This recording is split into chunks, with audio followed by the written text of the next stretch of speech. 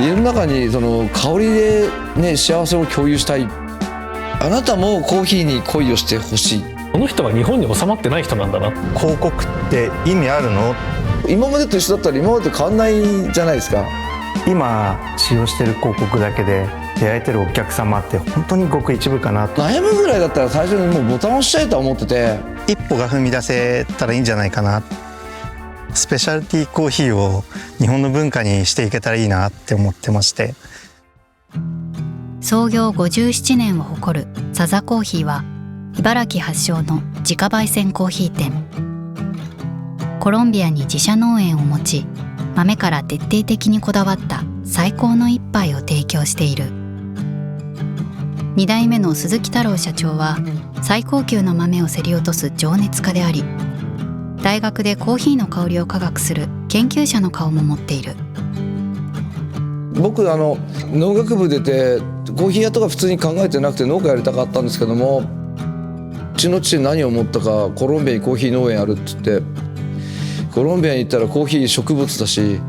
で面白くて、加工も含めてコーヒー全体に恋をして、今まで出会ったことないような芸者っていうコーヒーに出会えて、香りと甘さみたいのが芸者の中ではあっていいなと思って、自分でこれ飲みたいなっていうものを探し続けるというか、そこは揺るぎない。開けた時に信じられないぐらい香り僕たち閉じ込める技術があって、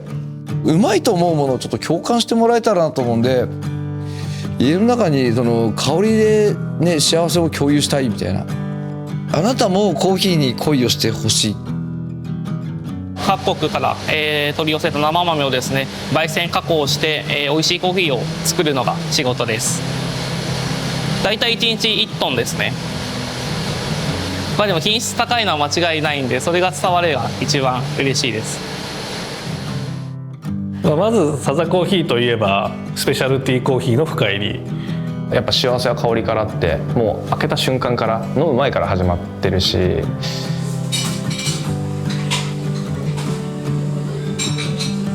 美味しいです。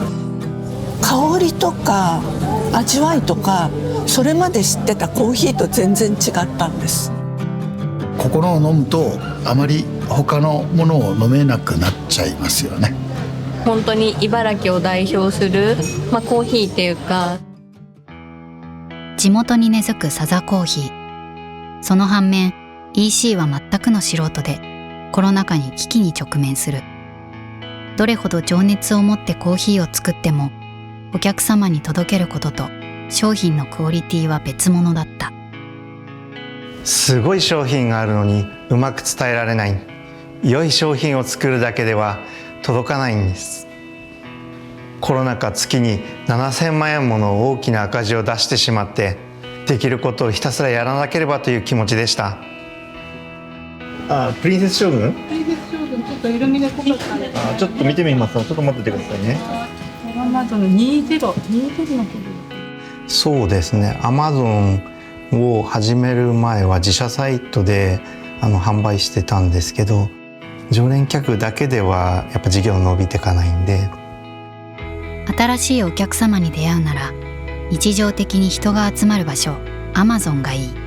そしてお客様と商品をつなぐ架け橋、それは広告なのではないかと相沢さんは考えた。広告を使ってあまり集客するっていうところにお金を使ってこなかった会社で、広告って意味あるの？実際はやってみないとわからないんですよね。なんか相沢さん入ってきてよかったのは、めちゃくちゃ異質だった。今までと一緒だったら今までと変わんないじゃないですか。変化しなきゃいけない時に変化できる仲間みたいな感じは僕思ってて。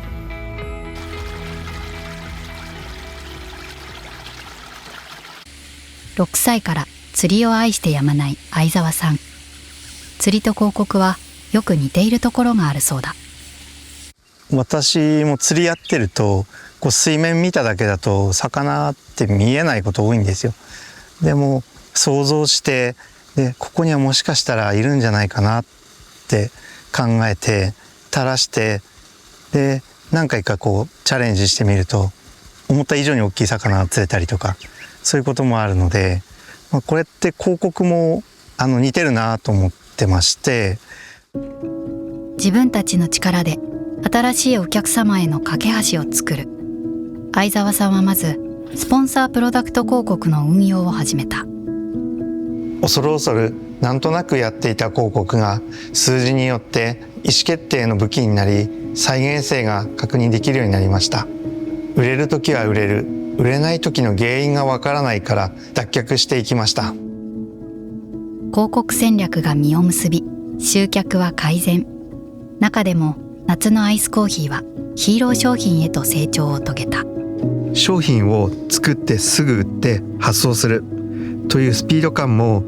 ロースターや発送部門などと連携してチームとしてパワーアップしていったかなと思います。そしたらこれを送り込んでほしいんですけど、明日出しとか大丈夫ですか？大丈夫です。大丈夫ですか？スポンサー広告の成功の先で見えた次なる壁。それはリピーター依存による新規開拓の限界だった。今使用している広告だけで出会えてるお客様って本当にごく一部かなと思ってて、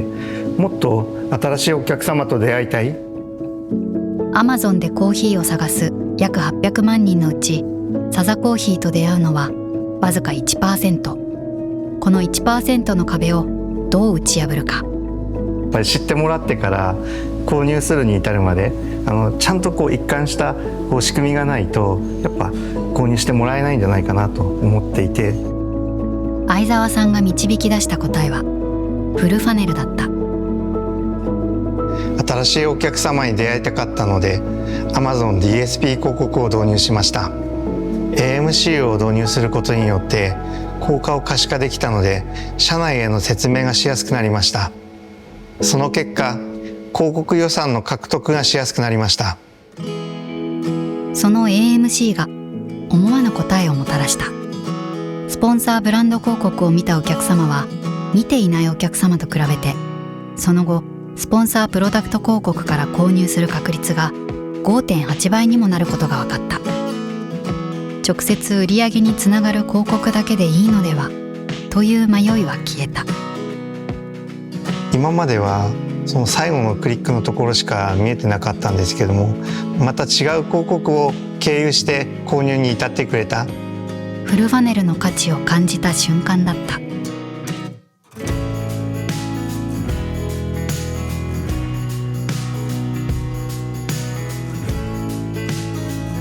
いいコーヒーがある環境に自分の身が置かれてるなと思って、素人だった私でさえやっぱ美味しいコーヒーが分かるようになった。ちゃんとお客様にも伝えたいなって思ってて、どうやったら伝わるかなとか、どう見せたらいいかなみたいなところを思うようになったなと思ってます。楽しそうです。毎日